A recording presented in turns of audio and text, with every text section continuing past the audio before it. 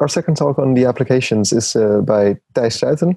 And, well, I'm very curious what kind of impact you're going to make with duct tape. I see you have a nice Hack the Planet shirt. Might be relevant. Okay, do you have your screen to share? Or? No, I don't have any slides, so you have to watch my face for the whole time, if that's okay. Perfectly fine by me. Then I'll stop my video and I'll give the floor to you. And okay, I'm curious to hear what you will do with duct tape. All right. Well, first of all, thank you for having me at this conference. It's the first time for me presenting in such a way. It's taken a bit of getting used to, but it's fine. All right. Houston, we've got a problem. These are the famous words spoken by John, one of the astronauts in the Apollo 13 mission. They were in space, obviously, because they're astronauts, and they were on a mission to the moon. During this mission, a lot of things went wrong. John spoke these famous words after they heard an explosion in the spacecraft. What had happened is that one of the liquid oxygen tanks had exploded and now was leaking their precious contents into space. And liquid oxygen is one of the most precious substances they had. It provided their fuel, the air they breathe, so it was really important. So they had a big problem. Basically, they were shipwrecked in outer space. Can you imagine how that feels? So what they did is they had two choices, basically. They could either turn the spacecraft around and fly back to Earth, or they could fly around the moon. And since they were already almost halfway to the moon, they were afraid to turn around the spacecraft and fly back to Earth, although that was the quickest route, because then they would have to ignite their main engine. And because of the explosion, they were afraid that turning on the main engine would cause even more damage. So they decided to fly around the moon and then catapult back to Earth, basically. So that's the path they chose. Obviously, they were not going to land on the moon anymore. So that was off the table. They were just only interested in getting home safely. At some point in this journey, a warning light came on. And this warning light told them that the CO2 levels inside the spacecraft were getting dangerously high. And this was a huge problem because they basically shut down all the systems inside the spacecraft to conserve their fuel and oxygen. It was freezing in there, and they had little oxygen left. And this was a big problem. They were in the lunar module, the lunar lander that would take them to the moon. They used the lunar module as a kind of a lifeboat, so to say, to bring them home. But this lunar module was only equipped to provide oxygen for 2 people for 2 days. And the trip back around the moon was 4 days for 3 people. So obviously this was not going to work. And they needed to fix this problem. They called up Houston, and together with engineers on the ground, they tried to solve this problem because they did have plenty of CO2 scrubbers inside the spacecraft from the surface module of the spacecraft, but they were in the lunar module, and the CO2 scrubbers there were round, and the CO2 scrubbers from the surface module were square. And they needed to fix this. Can you imagine going through years of training and education to become an astronaut, being in space, and then be confronted with your childhood frustrations, trying to fit a square peg into a round hole? Anyway, together with the people on the ground, they managed to fix it. They used parts of their space suit They used the cover of the flight manual and they used a roll of duct tape. And together with all these materials, they made a kind of adapter to fit this square module into the round hole. And this pragmatic solution basically saved their lives. Well, now you might think, why is this guy talking about space and astronauts? Does he want to become an astronaut? Is he an astronaut? No, that's not the case.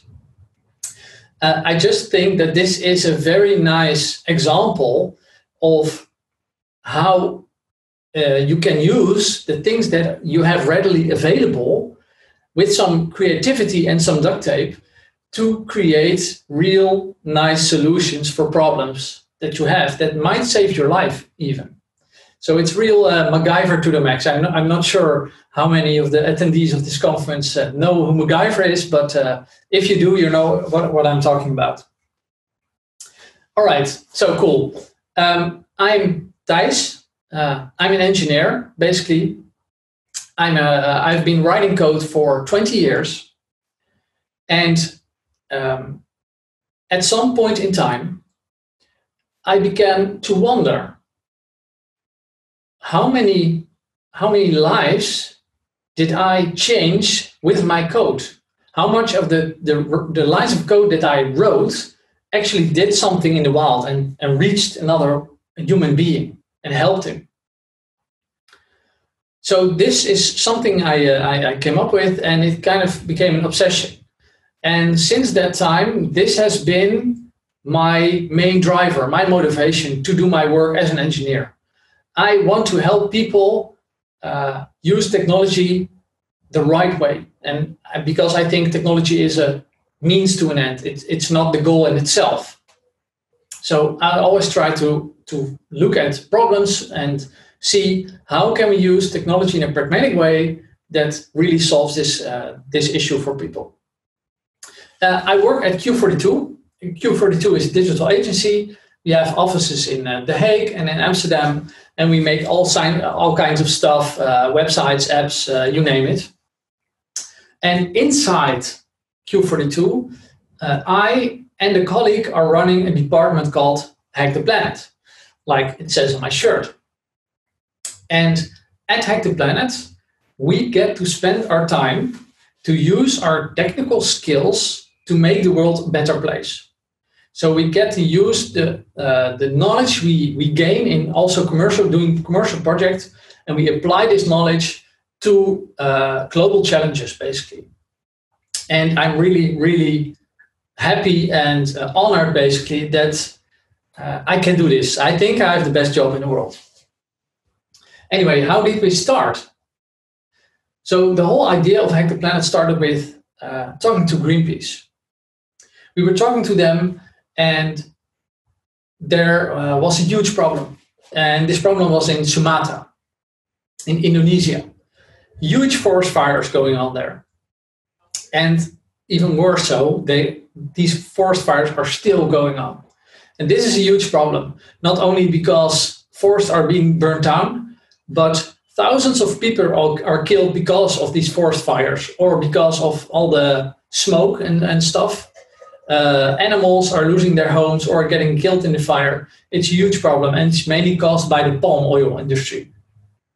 Greenpeace was there on the ground to document what was going on and to help troops on the ground fight these fires. And we were talking to them, and Greenpeace, they bought a drone, which is kind of a reasonable thing to do because you want to monitor these forest fires and you basically want eyes in the sky. So that's what they did. They bought a military-grade drone that could fly autonomously and capture images from the sky. But I'm not sure how many of you have been flying with a drone, but usually what happens when you fly a drone, at some point in time, you crash the thing. And that's what happened to Greenpeace as well. So at some point in time, they crashed it, and this was a really downer for them, because this drone had cost them 50,000 euros. And when we heard this story, we thought, wow, isn't there another way? So what we did basically is we went to the hobby shop. We bought just an off-the-shelf drone. We took a Raspberry Pi, a bit of duct tape. We put it on the plane. Put some open source flight controller software on there, and we basically created an autonomous flying drone that could stay in the air for an hour and had all kinds of sensors for around 1 or 200 euros. So that was really amazing that we were able to basically glue together and use some duct tape and MacGyvering to basically create what they wanted for a fraction of the price. And that's when we thought, well, if we can do this, what else can we do? And that was basically how Hack the Planet was born, and how we now try to use technology in all kinds of different areas. I'm going to talk about a couple of different projects. One of the other projects we have been working on was called Meet the Soldier. And it takes place in Uganda. In Uganda, there were two rivaling tribes. So these tribes were really living in a primitive way. And they were in conflict with each other for generations. And at some point in time, we thought, what would happen if we could teleport these tribe leaders of these tribes and put them into each other's shoes? Well, this is not very easy, but we thought, what happens if we use virtual reality for that? So that's what we did. We shot videos in these villages. Each of the tribe leaders, they put on a VR headset. They've never seen this kind of technology before. And suddenly, they're in the village of their enemy. This was an amazing experience for them. And they experienced how the village of their enemy, what it looked like, and what their daily doings were. And they also learned what impact the raids had on their lives, because people were getting killed. They learned that they both lost a brother in these fights. And because of this project, they came to realize that they were not so different. And they actually became friends with each other. And there's now peace in that region. That's, I think, an amazing example of what technology can do if you apply it creatively. So that's really awesome project. At the end of the session, I will, by the way, share some links in the Discord channel for this talk, so you can basically check out the various projects. The project I'm working on right now is in a different area. It's in the area of wildlife conservation. And this is also a huge problem. Like 80% of all the elephants have gone extinct. Have died, basically. And Zambia was the country that had the most rhinos in the world. And can you guess how many rhinos there are left in Zambia? There are 0 left. And this is really sad. It's not only sad for the animals themselves, but it causes various problems. It causes problems to nature, because elephants and rhinos, they used to spread seeds. So areas are really drying up there because these animals are not spreading these seeds anymore. And the wildlife, like the wildlife criminals, so to say, it's a really organized crime. They poach animals and they ship it to other countries. It's basically spreading diseases. As you probably know, diseases like SARS, but also like the coronavirus, has been spread through wildlife markets. So this is also a really big problem. Anyhow, we were talking to, in this case, WWF, and we were talking to some rangers that were actually protecting these parks. And we were chatting with them. And again, I'm not a wildlife expert, so I don't know much about poaching. I'm a nerd, like I said. I know how to write code. But we were talking to them, and this is what we usually do. We talk to them and we try to spot opportunities, how we can use technology to solve their problem or make their lives a bit better. And we were talking to these rangers, and they told us that they recently apprehended 2 poachers. So they apprehended 2 poachers, And they told us, well, they always have two things with them. They always have a gun, obviously.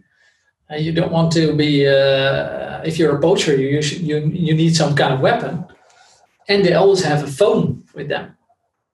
And that was really interesting.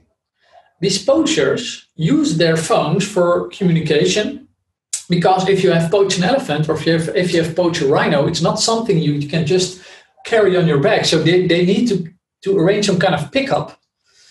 And they're just people like you and me. They use their phone for navigation and for leisure. They're sometimes in these parks for multiple days, and they get bored. So they're probably playing Candy Crush or something like that.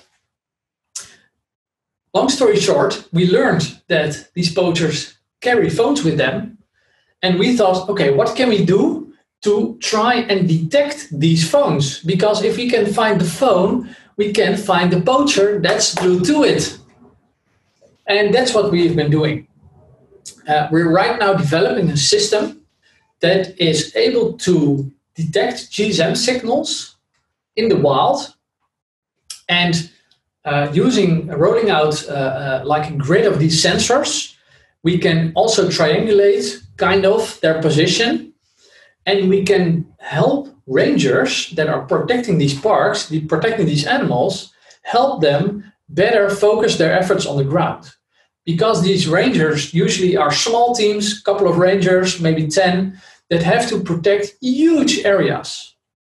These areas sometimes are as big as the Netherlands and Belgium altogether. So these are really huge areas. So if we can provide them with some information that they know, well, there's some suspicious activity in this sector, then this is really helpful to them. So we're developing the GSM sensor right now. What it does, it detects the cell phone activity, and then it communicates over LoRa. LoRa, for those of you who don't know what it is, some kind of long-distance messaging protocol.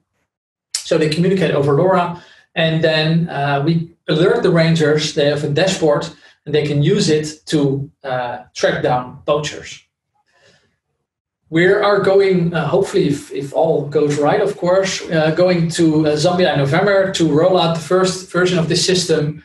And yeah, this is a really important moment for us, because then we learn if it's valuable to the rangers, because that's why we're doing it. While doing this project, we came across something else. These rangers usually use camera traps. Camera traps are cameras they attach to trees, for example, and they have a motion sensor. And when an animal of a human passes by, then it takes a picture. But these camera traps have SD cards. So as a ranger, I have to go and collect these SD cards every couple of weeks. And then I have to put them into my computer, and then I can go through tens of thousands of images. And then I can see, well, there was an elephant here 3 weeks ago, and there was a poacher here 4 weeks ago. And we thought, well, that's kind of a hassle. And what good is this information when it's overdue for weeks? So again, we thought, what can we do in this area? That's a project I'm working on right now. And we are now trying to build a smart camera trap. So we're developing a module, basically, that can tap into the SD card of the camera trap and use machine learning to classify the images, and then send a signal to the cloud saying, well, there's an elephant on this picture, or there's a human on this picture. It's a really interesting project I'm working on. For this project, we're not using LoRa. We're using this thing. I think you guys can see it. It's a rock block, and it communicates over the Iridium satellite. So we send these messages over satellite, and we're only sending the classification results. And I have all kinds of stuff here. I've Raspberry Pi and some Coral hardware, because we need to do some machine learning. It's really interesting. But this is really a challenge. Right now, a funny thing, by the way, unit testing is kind of a different subject than this talk, but I want to briefly go into it. Like unit testing is, I don't know about you guys, but it's usually kind of the last thing you do in a project. Maybe there are some guys out there that really are doing test-driven development. But I can tell you, if your software is going to be deployed in the wild, where there's no internet connection, no way for you to know whether things are going right or not. I've been writing the code for this system in Python, and I think it's the project that has the most test coverage I ever created. So this is really cool. I'm really kind of scared to deploy the software. I want to know that it works. So I really went overboard on the unit testing on this project. All right, back to the camera trap. So one of the things we're still struggling with is we have trained a machine learning model, but it's a bit heavy. So it doesn't perform really well on the Raspberry Pi. So we're now in the process of finding other architectures or other platforms to basically train this machine learning model so it runs fast enough on a Raspberry Pi, maybe using Coral hardware. It's hardware from Google to accelerate TensorFlow models. So I just want to do a call out. If you have any ideas on making like a machine learning model for the edge, and you have any thoughts on this, please contact me, and I'm happy to hear your thoughts. That's what we're working on right now, the biggest challenge basically, because this thing has to be battery powered. We're probably going to attach a solar panel, but it has to be really low power. All right. I've talked about a couple of projects we are doing, and I want to leave it at that. Concluding, I think, in my opinion, there are three ways you can make impact. You can help a lot of people a little bit. You can make a pretty big impact if you help a lot of people a little bit. You can help very few people a lot, and you can do nothing. Sadly, the latter is something that I often see, is that people are really like angry about wasting food or air pollution, and then they're not doing anything about it. And I have found that it's really rewarding if you do projects that help few people a lot. So for instance, the Meet the Soldier, we only made peace in 2 tribes, not world peace, but you can really see the result, and that's really fulfilling. And now I basically want you to think about something. What's the thing that you're really struggling with, that you're angry about? What's the challenge you think that needs to be solved? So I just want you to take a few seconds and think about this. What do you think that needs to be changed in this world? And put this idea in your head just now. I hope you all have some kind of idea. And I hope you're already working on it. But if not, then why not? And I want to challenge you to think how you can use your unique skill set and take on this problem. Think of ways how you can use your skill set to tackle this problem. Contact parties that can help you, or reach out to me. Maybe we can share thoughts. So that's what I want to give you. Thank you very much for listening to me. And I have a couple of minutes left, so I'm gonna see if I have some questions. Let me see. Oh, the only chat I hear, Q&A. Image classification done on software or hardware? Well, that's an excellent question. Maybe I've already answered it. The classification model we have right now, it's a model trained in FastAI, which is a really, really great platform using PyTorch. But like I said, it's a bit heavy, and it's really accurate on detecting humans. It's more than 95% accurate in detecting humans and detecting elephants. That's the most interesting part for us. But it takes a really long time on the Raspberry Pi 4. So we're now considering if we should retrain the model in TensorFlow Lite, for example, because TensorFlow Lite is a lot faster. And if you use TensorFlow Lite, you can use basically the Coral hardware to accelerate it. Or we're thinking about maybe using a simpler architecture for our machine learning model, or using quantization techniques. So that's about it, I guess. Like I said before, I will share some links and info in Discord. If you have any questions there, I will take a look. And thanks a lot for listening.